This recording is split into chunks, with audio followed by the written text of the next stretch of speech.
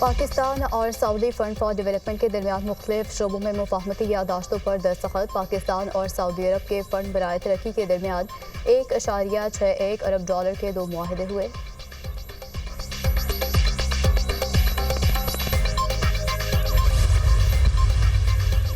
PTI की 8 फरवरी को लाहौर मीनार पाकिस्तान में जलसे के लिए दायर दरख्वास्त समाअत के लिए मुकर्रर। लाहौर हाईकोर्ट के जस्टिस फारूक हैदर कल दरख्वास्त पर समाअत करेंगे।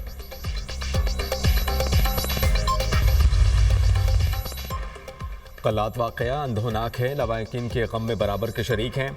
मुलव्विस अनासिर को कैफर किरदार तक पहुँचाया जाएगा। पाकिस्तान के खिलाफ मुनज़्ज़म साजिशें हो रही हैं, हमें चौकन्ना रहना होगा। दुश्मन 3 महाज पर जंग लड़ रहा है, इसका हर सूरत मुकाबला करेंगे। मसाइल का पायदार हल डायलॉग से निकलता है तो अच्छी बात है। अगर कोई बात करना नहीं चाहता तो तशद्दुद की इजाज़त नहीं दे सकते। रियासत की रेट हर हाल में कायम रखी जाएगी। बाज़ अनासिर बंदूक के ज़रिए तशद्दुद का रास्ता अपना रहे हैं। रियासत के खिलाफ नफरत फैलाने वालों को कामयाबी नहीं होगी। सोशल मीडिया के ज़रिए नौजवानों की मनफी जहन साजी की जा रही है। वज़ीर आला बलूचिस्तान मीर सरफराज बुख्ती की इजलास में गुफ्तगू। बलूचिस्तान असम्बली में हालिया दहशतगर्दी वाक़यात से मुताल्लिक मज़म्मती करारदाद मंजूर।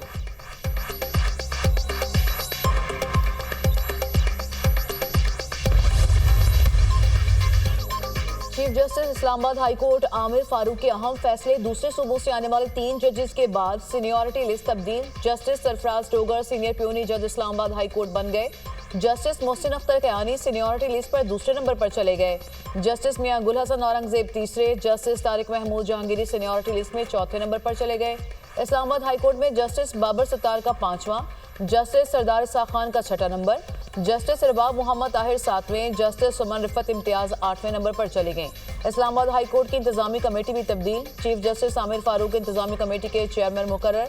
सीनियर प्यूनी जज जस्टिस सरफराज डोगर और जस्टिस खादिम हुसैन सोमरू इंतजामी कमेटी के अरकान मुकर्रर। इस्लामाबाद हाई कोर्ट की डिपार्टमेंटल प्रमोशन कमेटी भी तब्दील।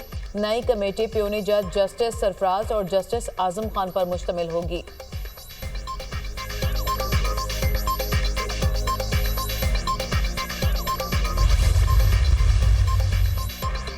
चीफ जस्टिस याहिया अफरीदी ने जजेस ट्रांसफ़र को खुशाइन करार दे दिया। इस्लामाबाद हाई कोर्ट किसी एक की खास नहीं, पूरे पाकिस्तान की है। ट्रांसफ़र आइन के तहत हुई। आर्टिकल 200 के तहत अच्छा इक़दाम है। मज़ीद जजेस भी दीगर सूबों से आने चाहिए। इस्लामाबाद हाई कोर्ट में आए जजेस की हौसला अफजाई होनी चाहिए। एक बलोची बोलने वाला जज आया, सिंधी बोलने वाला जज आया। विफाक पूरे मुल्क का है, इस्लामाबाद विफाक की अलामत है। चीफ जस्टिस याहिया अफरीदी का प्रेस एसोसिएशन की हलफ बर्दारी की तकरीब से खिताब। कहा कि जजेस की तैनाती और ट्रांसफ़र्स दोनों अलग मामले हैं। जजेस के ट्रांसफर्स के मामले को मिक्स ना किया जाए। इस्लामाबाद हाई कोर्ट आने वाले को तैनात नहीं किया, ये पहले से ही हाई कोर्ट के जज हैं। मैं रोज़ाना 30 से 40 केस सुन रहा हूँ। सुप्रीम कोर्ट में ज़ेरे इल्तवा मुकदमात का बैकलॉग ख़त्म करना है। हमें सुप्रीम कोर्ट में मज़ीद जजेस की ज़रूरत है। हर जज आज़ाद और बाइख्तियार है। सारा लोड 3-4 जजेस पर पड़ जाता है। जो मेरा दायरा इख्तियार है बिला खौफ व ख़तर इस्तेमाल करूँगा। जजेस के तहफ़्फ़ुज़ात दूर करने के लिए इनसे मुलाकातें करता हूँ। ये मामला भी जल्द ख़त्म हो जाएगा।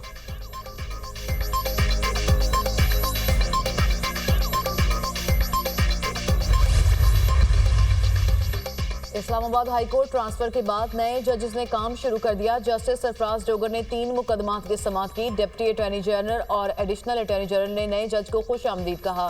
लाहौर हाई कोर्ट आने वाले justice Sarfraz Dogar senior puisne जज के लिए मखसूस बेंच नंबर 2 में शामिल।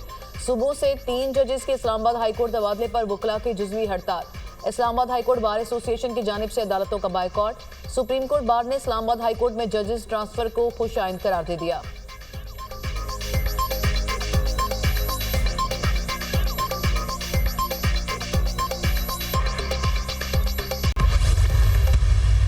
साहब ने जो लेटर लिखा है वो यही कह रहे हैं कि मैं साबिक वज़ीर आज़म की हैसियत से और पाकिस्तान तहरीक इंसाफ जो इस वक्त मुल्क की सबसे बड़ी पॉलिटिकल पार्टी है उसके नाते मैं कोई चीज़ें फ़ौज के सलार के सामने में याद दहानी कराना चाहता हूँ। फ़ौज हमारी है, मुल्क हमारा है, ये खान साहब का हमेशा कहते हैं। फ़ौज बहुत कुर्बानियाँ दे रही है और अवाम और फ़ौज के दरमियान किसी सूरत खलीज नहीं होना चाहिए। बानी पीटीआई का आर्मी चीफ के नाम खत पॉलिसी शिफ्ट नहीं है। बानी ने आर्मी चीफ को बतौर साबिक वज़ीर आज़म खत लिखा है। बानी ने यह कहा है कि अफ़वाज पाकिस्तान बहुत कुर्बानियाँ दे रही है। बानी ने खत में फ़ौज और अवाम के दरमियान फासले की वजूहात बयान की हैं। बानी ने कहा है कि फ़ौज और अवाम में खलीज नहीं बढ़नी चाहिए। Chairman PTI barrister Gohar Khan की मीडिया टॉक।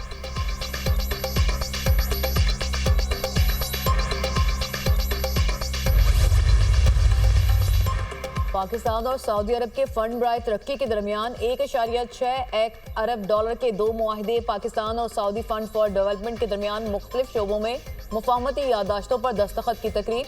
सऊदी फंड बराए तरक्की तेल की दरामद पर 1 साल के लिए 1.2 अरब डॉलर की मौखर अदायगी की सहूलत देगा। वज़ीर-ए-आज़म से सऊदी फंड फॉर डेवलपमेंट के वफ़द की मुलाकात।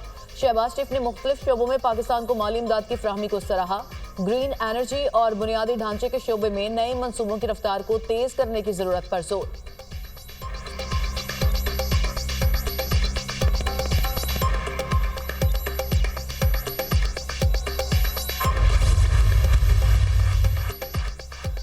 सिंध और बलूचिस्तान असेंबली ने ज़राई इनकम टैक्स बिल 2025 मंजूर कर लिया। सूबाई वजीर ज़ियाउल हसन लंजार ने सिंध असेंबली में बिल पेश किया। हमें कहा गया कि बिल पास ना किया तो IMF की टीम नहीं आएगी, पाकिस्तान डिफ़ॉल्ट कर जाएगा।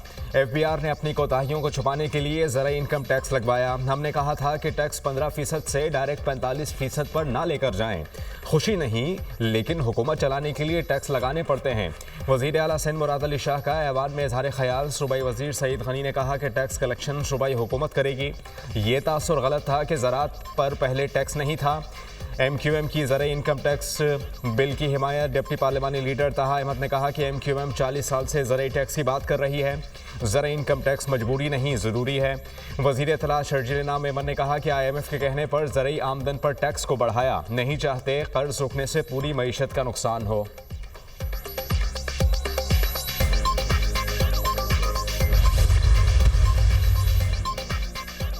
नून लीग के सदर नवाज शरीफ और वज़ीर-ए-आला पंजाब मरीम नवाज से अरकान पंजाब असेंबली की मुलाकात। मुल्क की मजमूई सूरत हाल, अवाम के मसाइल और हल्कों में तरक्याती कामों पर तबादला ख्याल। अल्हम्दुलिल्लाह अवाम की मुश्किलात में कमी आ रही है। मरीम नवाज की मेहनत से पंजाब में बेहतरी नजर आ रही है। साबिक वज़ीर-ए-आज़म की गुफ्तगू। वज़ीर-ए-आला पंजाब मरीम नवाज ने कहा, पंजाब वाहिद सूबा है जहां रोटी 12 से 14 रुपए में मिल रही है। हमारी कारकर्दगी पर सबसे बड़ा चेक अवाम और नवाज शरीफ हैं। वज़ीर-ए-आला मरीम नवाज की रावलपिंडी रिंग रोड दिसंबर तक मुकम्मल करने की हिदायत।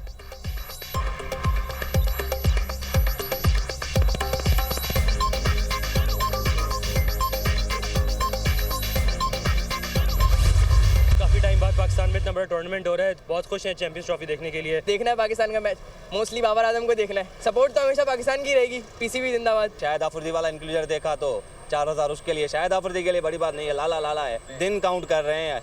इंशाल्लाह अभी 16 दिन बाकी है चैंपियन ट्रॉफी में, ये भी गुजर जाएंगे। हमने पाकिस्तान और बांग्लादेश का जो मैच है इसके टिकट लिए और बहुत खुशी है, एक्साइटेड है, क्योंकि पाकिस्तान में 29 साल बाद कोई इवेंट हो रहा है। हम तो पहले अपनी टीम को सपोर्ट कर रहे हैं पाकिस्तान को, और टिकट ले लिया हमने, बहुत एक्साइटेड है। चैंपियंस ट्रॉफी का बुखार सर चढ़कर बोलने लगा। मेगा इवेंट का रंगारंग मेला सजने में सिर्फ चंद रोज बाकी। टूर्नामेंट के लिए टिकट्स की फरोख्त का आगाज होते ही खिड़की तोड़ रश। निजी कुरियर कंपनी के सेंटर्स के बाहर शायकीन क्रिकेट का हुजूम। कतारों में लगकर शहरियों ने टिकट्स हासिल किए। एक शनाख्ती कार्ड पर 4 टिकट्स खरीदने की सहूलत। पाक भारत हाई वोल्टेज टाकरे के टिकट्स हाथों हाथ बिक गए। मैच के ऑनलाइन टिकट्स दस्तयाबी के चंद घंटों बाद ही फरोख्त। 2000 और 5000 दरहम वाले तमाम टिकट्स भी फरोख्त। पाक भारत मैच 23 फरवरी को दुबई में शेड्यूल। दुबई में होने वाले सेमीफाइनल समेत 3 ग्रुप मैचेस के टिकट भी ऑनलाइन दस्तयाब। ICC चैंपियंस ट्रॉफी का आगाज 19 फरवरी को पाकिस्तान और न्यूजीलैंड के दरमियान मैच से होगा।